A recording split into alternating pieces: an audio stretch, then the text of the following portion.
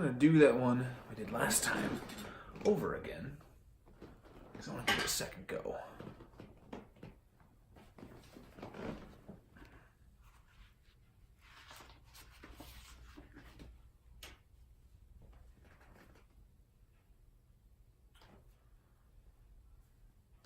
Whoops.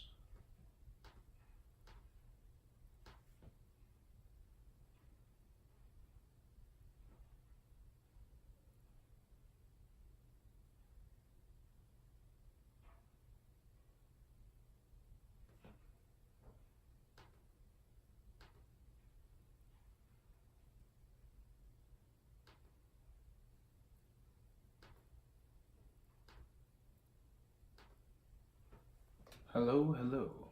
Let's do that. I like that one. Chapter 1. The Door.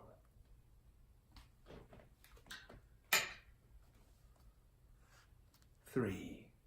3 is the number of your fate. 3? Yes, 3 is mystic. 3 stands at the heart of the mantra. Which 3? The first is dark-haired. He stands on the brink of robbery and murder. A demon has infested him. The name of the demon is Heroin. Which demon is that? I know it not, even from nursery stories. He tried to speak, but his voice was gone. The voice of the oracle, Starslut, whore of the winds, both were gone. He saw a card fluttering down from nowhere to nowhere, turning and turning in the lazy dark. On it a baboon grinned from over the shoulder of a young man with dark hair. Its disturbingly human fingers were buried so deeply in the young man's neck that their tips had disappeared in flesh. Looking more closely, the gunslinger saw the baboon held a whip in one of those clutching, strangling hands. The face of the ridden man seemed to writhe in wordless terror. The prisoner, the man in black, who had once been a man the gunslinger trusted, a man named Walter, whispered chummily, "A trifle upsetting, isn't he? A trifle upsetting. A trifle upsetting. A trifle." The gunslinger snapped awake, waving at something with his mutilated hand, sure that in a moment one of the monstrous shelled things from the western sea would drop on him, desperately inquiring in its foreign tongue as it pulled his face off his skull. Instead, a seabird, attracted by the glister of the morning sun on the bottom of his shirt, wheeled away with a frightened squawk. Roland sat up. His hand throbbed wretchedly, endlessly. His right foot did the same. Both fingers and toe continued to insist they were there. The bottom half of his shirt was gone. What was left resembled a ragged vest. He had used one piece to bind his hand, the other to bind his foot. "Go away," he told the absent parts of his body. "You are a ghost now. Go away." It helped a little. Not much, but a little. They were ghosts, all right, but lively ghosts. The gunslinger ate jerky. His mouth wanted it little, his stomach less, but he insisted. When it was inside him, he felt a little stronger. There was not much left, though. He was nearly up against it. Yet things needed to be done. He rose unsteadily to his feet and looked about. Birds swooped and dived, but the world seemed to belong to only him and them. The monstrosities were gone. Perhaps they were nocturnal, perhaps tidal. At the moment, it seemed to make no difference. The sea was enormous, meeting the horizon at a misty blue point that was impossible to determine. For a long moment, the gunslinger forgot his agony in its contemplation. He had never seen such a body of water, had heard of it in the children's stories, of course, had even been assured by his teachers, some at least, that it existed. But to actually see it, this immensity, this amazement of water after years of arid land, was difficult to accept. Difficult to even see. He looked at it for a long time, enwrapped, making himself see it, temporarily forgetting his pain and wonder. But it was morning, and there were still things to be done. He felt for the jawbone in his pocket, careful to lead with the palm of his right hand, not wanting the stubs of his fingers to encounter it if it was still there, changing that hand's ceaseless sobbing to screams. It was. All right. Next. He clumsily unbuckled his gun belts and laid them on the sunny rock.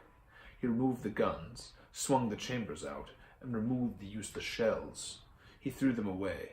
A bird settled on the bright gleam tossed back by one of them, picked it up in its beak, then dropped it and flew away. The guns themselves must be tended to.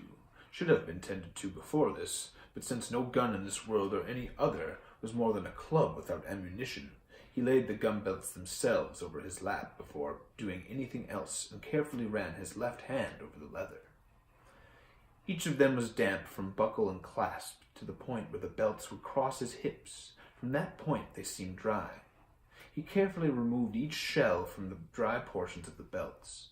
His right hand kept trying to do this job, insisted on forgetting its reduction in spite of the pain, and he found himself returning it to his knee again and again, like a dog too stupid or fractious to heal.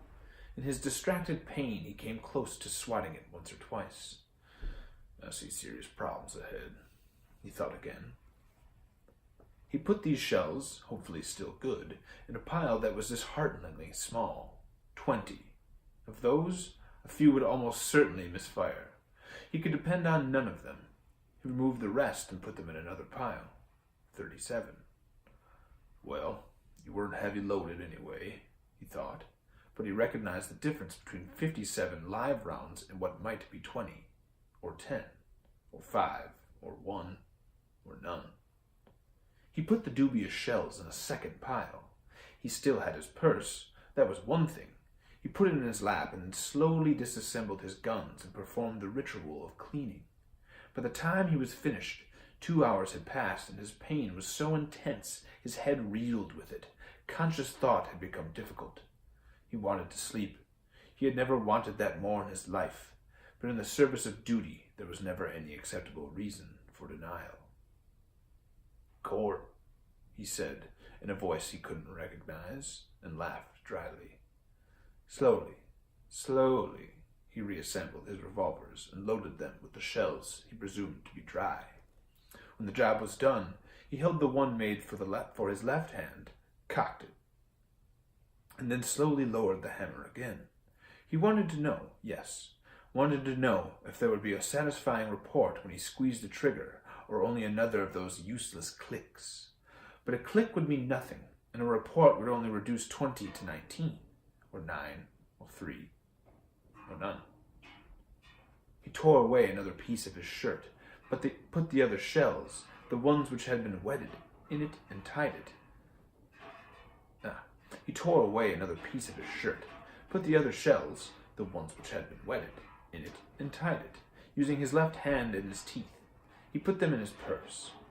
"Sleep," his body demanded. "Sleep. You must sleep now, before dark. There's nothing left. You're used up." He tottered to his feet and looked up and down the deserted strand. It was the color of an undergarment which had gone a long time without washing, littered with seashells which had no color. Here and there large rocks protruded from the gross grained sand, and these were covered with guano, the older layers, the yellow of ancient teeth, the fresher splotches white. The high tide line was marked with drying kelp. You could see pieces of his right boot and his water skins lying near that line. He thought it was almost a miracle that the skins had been washed out to sea by high surging waves. Walking slowly, limping exquisitely, the gunslinger made his way to where they were. He picked up one of them and shook it by his ear. The other was empty. This one still had a little water left in it. Most would not have been able to tell the difference between the two, but the gunslinger knew each just as well as a mother knows which of her identical twins is which. He had been He had been traveling with these waterskins for a long, long time. Water sloshed inside. That was good. A gift. Either the creature which had attacked him or any of the others could have torn this or the other open with one casual bite or slice of claw, but none had, and the tide had spared it. Of the creature itself there was no sign, although the two of them had finished far above the tide line. Perhaps other predators had taken it. Perhaps its own kind had given it a burial at sea, as the elephants, giant creatures of whom he had heard in childhood stories, were reputed to bury their own dead. So, Yo.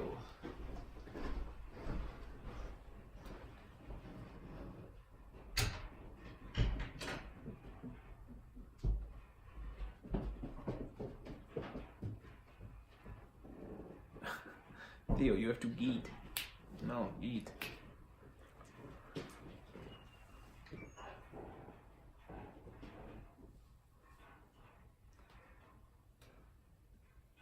He lifted the water skin with his left elbow, drank deeply, and felt some strength come back into him.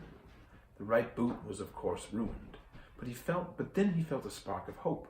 The foot itself was intact, scarred but intact, and it might be possible to cut the other down to match it, to make something which would last at least a while. Faintness stole over him. He fought it, but his knees unhinged, and he sat down, stupidly biting his tongue. "You won't fall unconscious," he told himself grimly. "Not here. Now we're another of those things and come back tonight and finish the job."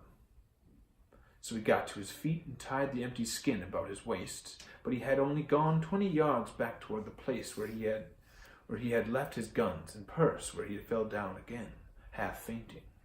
He lay there a while, one cheek pressed against the sand, the edge of a seashell biting against the edge of his jaw, almost deep enough to draw blood.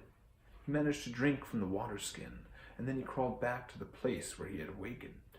There was a Joshua tree 20 yards up the slope. It was stunted, but it would offer at least some shade. To Roland, the 20 yards looked like 20 miles. Nonetheless, he laboriously pushed what remained of his possessions into the little puddle of shade. He lay there with his head in the grass, already fading toward what could be sleep or unconsciousness or death. He looked into the sky and tried to judge the time. Not noon, but the size of the puddle of shade in which he nested said noon. God damn it. He looked into the sky and tried to judge the time. Not noon, but the size of the puddle of shade in which he rested said noon was close. He held on a moment longer, turning his right arm over and bringing it to close his eyes, looking for the telltale red lines of infection, of some poison seeping steadily toward the middle of him. The palm of his hand was a dull red. Not a good sign. "I jerk off left-handed," he thought. "At least that's something." Then darkness took him, and he slept for the next 16 hours with the sound of the western sea pounding ceaselessly in his dreaming ears.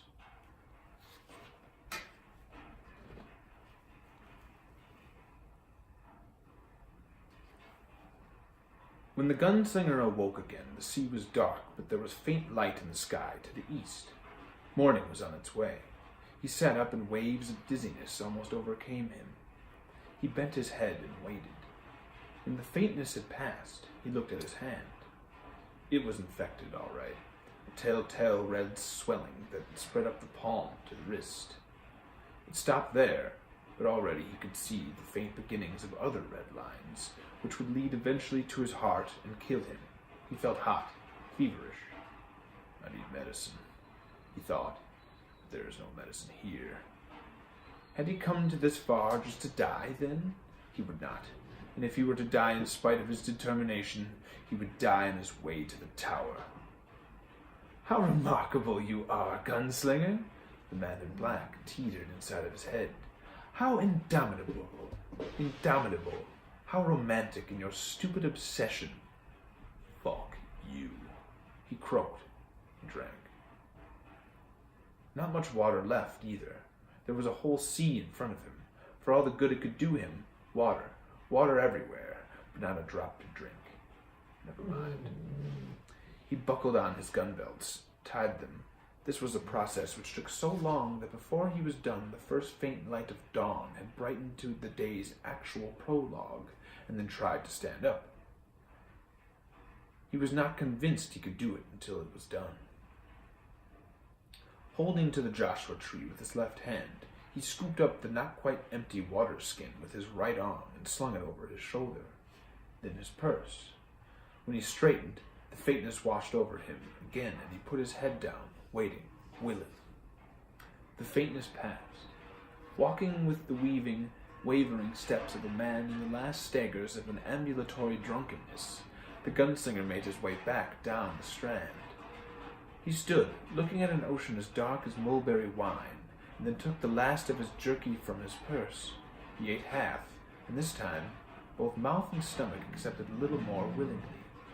He turned and ate the other half as he watched the sun come up over the mountains where Jake had died, first seeming to catch on the cruel and treeless teeth of those peaks, then rising above them.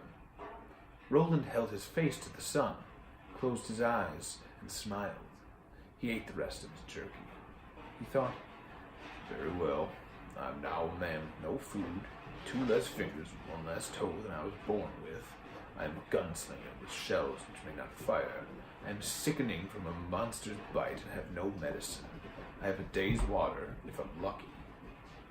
I may be able to walk perhaps 12 miles if I press myself to the last extremity. I am, in short, a man on the edge of everything. Which way should he walk? He had come from the east. He could not walk west without the powers of a saint or savior that led north or south. North. That was the answer his heart told. There was no question in it. North. The gunslinger began to walk. He walked for 3 hours. He fell twice, and the second time he did not believe he would be able to get up again. Then a wave came toward him, close enough to make him remember his guns, and he was up before he knew it, standing on legs that quivered like stilts. He thought he had managed about 4 miles in those 3 hours. Now the sun was growing hot, not hot enough to explain the way his head pounded or the sweat pouring down his face, nor was the breeze from the sea strong enough to explain the sudden fits of shuddering which sometimes gripped him, making his body lump into goose flesh and his teeth chatter. Fever, gunslinger. Fever, gunslinger. The man in black teared. What's left inside you has been touched to fire. The red lines of infection were more pronounced now. They had marched upward from his right wrist halfway to his elbow. He made another mile and drained his water bag dry. He tied it around his waist with the other. The landscape was monotonous and unpleasing. The sea to his right, the mountains to his left, the gray, shell-littered sand under the feet of his cut-down boots. The waves came and went. He looked for the lobstrosities and saw none. He walked out of nowhere toward nowhere, a man from another time who, it seemed, had reached a point of pointless ending. Shortly before noon, he fell again and knew he could not get up. And knew he could not get up. This was the place, then. Here. This was the end, after all. On his hands and knees, he raised his head like a groggy fighter. And some distance ahead, perhaps a mile, perhaps 3, it was difficult to judge the distances along the unchanging reach of the strand with the fever working inside him, making his eyeballs pulse in and out. He saw something new, something which stood upright on the beach. What was it? 3. Didn't matter. 3 is the number of your fate. The gunslinger managed to get to his feet again. He croaked something, some plea which only the circling seabirds heard. And how happy they would be to gobble my eyes from my head, he thought. How happy to have such a tasty bit. And walked on, wavering more seriously now, leaving tracks behind him that were weird loops and swoops. He kept his eyes on whatever it was that stood on the strand ahead. When his hair fell in his eyes, he brushed it aside. It seemed to grow no closer. The sun reached the roof of the sky, where it seemed to remain far too long. Roland imagined he was in the desert again, somewhere between the last outlander's hut. The musical flute, the more you eat, the more you toot, and the way station where the boy, your Isaac, had waited his coming. His knees buckled, straightened, buckled, straightened again. When his hair fell in his eyes once more, he did not bother to push it back, did not have the strength to push it back. He looked at the object, which now cast a narrow shadow back toward the upland, and kept walking. He could make it out now, fever or no fever. It was a door. Less than a quarter of a mile from it, Roland's knees buckled again, and this time he could not stiffen their hinges. He fell, his right hand dragged across gritty sand and shells. The stumps of his fingers screamed as fresh scabs were scored away. The stumps began to bleed again. So he crawled with the steady rush, roar, and retreat of the western sea in his ears. He used his elbows and his knees, digging grooves in the sand above the twist of dirty green kelp which marked the high tide line. He supposed the wind was still blowing. It must be, for the chills continued to whip through his body. But the only wind he could hear was the harsh gale which gusted in and out of his own lungs. The door grew closer. Closer. At last, around 3 o'clock of that long, delirious day, with his shadow beginning to grow long on his left, he reached it. He sat back on his haunches and regarded it wearily. It stood 6.5 feet high and appeared to be made of solid ironwood, although the nearest ironwood tree must grow 700 miles or more from here. The doorknob looked as if it were made of gold, and it was filigreed with a design which the gunslinger finally recognized. It was the grinning face of the baboon. There was no keyhole in the knob, above it or below it. The door had hinges, but they were fastened to nothing. Or so it seems, the gunslinger thought. This is a mystery, a most marvelous mystery. But does it really matter? You are dying. Your own mystery, the only one that really matters to any man or woman in the end, approaches. All the same, it did seem to matter. This door where no door should be. It simply stood there on the gray strand 20 feet above the high tide line, seemingly as eternal as the sea itself, now casting the slanted shadow of its thickness toward the east of the sun toward the east as the sun wested. Written upon it in black letters 2/3 of the way up, written in the high speech, were 2 words.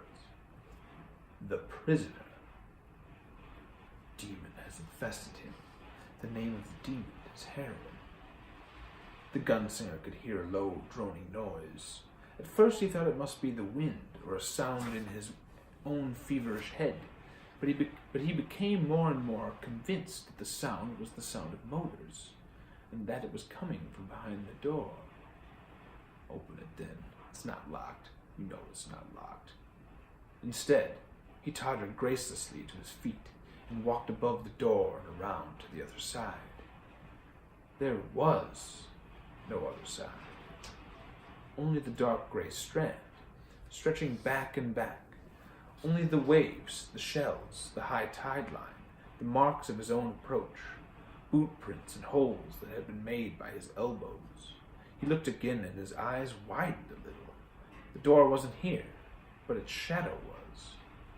He started to put out his right hand. He started to put out his right hand. Oh, it was so slow learning its new place in what was left of his life. Dropped it, and raised his left instead. He groped, feeling for hard resistance. If I feel it, I'll knock on nothing, the gunslinger thought. That would be an interesting thing to do before I die. His hand encountered thin air far past the place where the door, even if invisible, should have been. Nothing to knock on, and the sound of motors, if that's what it really had been, was gone. Now there was just the wind, the waves, and the sick buzzing inside his head. The gunslinger walked slowly back to the other side of what wasn't there, already thinking it had been an hallucination to start with. He stopped. At one moment he had been looking west at an uninterrupted view of a gray, rolling wave, and then his view was interrupted by the thickness of the door. He could see its key plate, which also looked like gold, with the latch protruding from it like a stubby metal tongue. Roland moved his head an inch to the north, and the door was gone. Moved it back to where it had been, and it was there again. It did not appear, it was just there. He walked all the way around and faced the door, swaying. He could walk around on the seaside, but he was convinced that the same thing would happen, only this time he would fall down. I wonder if I could go through it from the nothing side. Oh, there were all sorts of things to wonder about, but the truth was simple. Here stood this door, alone, on an endless stretch of beach, and it was for only one of two things, opening or leaving closed. The gunslinger realized with dim humor that maybe he wasn't dying quite as fast as he thought. If he had been, would he feel this scared? He reached out and grasped the doorknob with his left hand. Neither the deadly cold of the metal nor the thin, fiery heat of the runes engraved upon it surprised him. He turned the knob. The door opened toward him when he pulled. Of all the things he might have expected, this was not any of them. The gunslinger looked, froze, uttered the first scream of terror in his adult life, and slammed the door. There was nothing for it to bang shut on, but it banged shut just the same, sending seabirds screeching up from the rocks on which they had perched to watch him. What he had seen was the earth from some high, impossible distance in the sky, miles up, it seemed. He had seen the shadows of clouds lying upon that earth, floating across it like dreams. He had seen what an eagle might see if one could fly thrice as high as any eagle could. To step through such a door would be to fall, screaming, for what might be minutes, and to end by driving oneself deep into the earth. No, you saw more. He considered it as he sat stupidly on the sand in front of the closed door with his wounded hand in his lap. In his lap, the first faint traceries had appeared above his elbow now. The infection would reach his heart soon enough, no doubt about that. It was the voice of Court in his head. Listen to me, maggots. Listen for your lives, for that's what it could mean someday. You never see all that you see. One of the things they send one of the things they send you to me for is to show you what you don't see and what you see. What you don't see when you're scared, or fighting, or running, or fucking. No man sees all that he sees. But before you're gunslingers, those of you who don't go west, that is, you'll see more in one single glance than some men see in a lifetime. And some of what you don't see in that glance you'll see afterwards, in the eye of your memory. If you live long enough to remember, that is, because the difference between seeing and not seeing can be the difference between living and dying. He had seen the earth from this huge height, and it had somehow been more dizzying and distorting than the vision of growth which had come upon him shortly before the end of his time with the man in black, because what he had seen through the door had been no vision. And what little remained of his attention had registered the fact that the land he was seeing was neither desert nor sea, but some green place of incredible lushness, with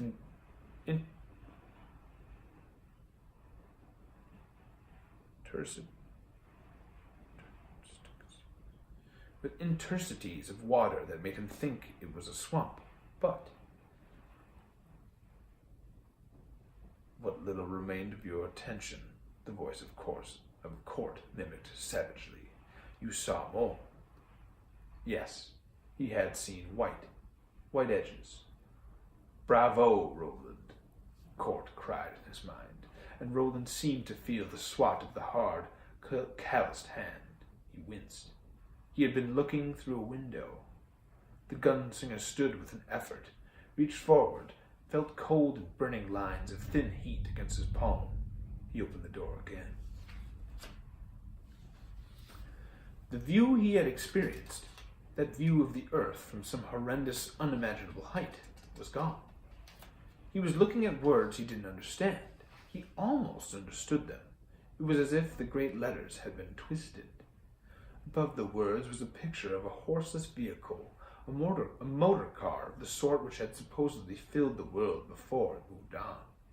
Suddenly he thought of the things Jake had said when, at the way station, the gunslinger had hypnotized him. This horseless vehicle with a woman wearing a fur stole laughing beside it could be whatever had run Jake over in that strange other world. This is that other world, the gunslinger thought. Suddenly the view. It did not change, it moved. The gunslinger wavered on his feet, feeling vertigo and a touch of nausea. The words and the picture descended, and now he saw an aisle with a double row of seats on the far side. A few were empty, but there were men in most of them, men in strange dress. He supposed they were suits, but he had never seen any like them before. The things around their necks could likewise be ties or cravats, but he had seen none like these either. And so far as he could tell, not one of them was armed. He saw no dagger nor sword, let alone a gun. What kind of trusting sheep were these? Some read papers covered with tiny words broken here and there with pictures, while others wrote on papers with pens of a sort the gunslinger had never seen. But the pens mattered little to him. It was the paper. He lived in a world where paper and gold were valued in rough equivalency. He had never seen so much paper in his life. Even now, one of the men tore a sheet from the yellow pad which lay upon his lap and crumpled it into a ball, although he had only written on the top half of one side and not at all on the other. The gunslinger was not too sick to feel a twinge of horror and outrage at such unnatural profligacy. That's a new one.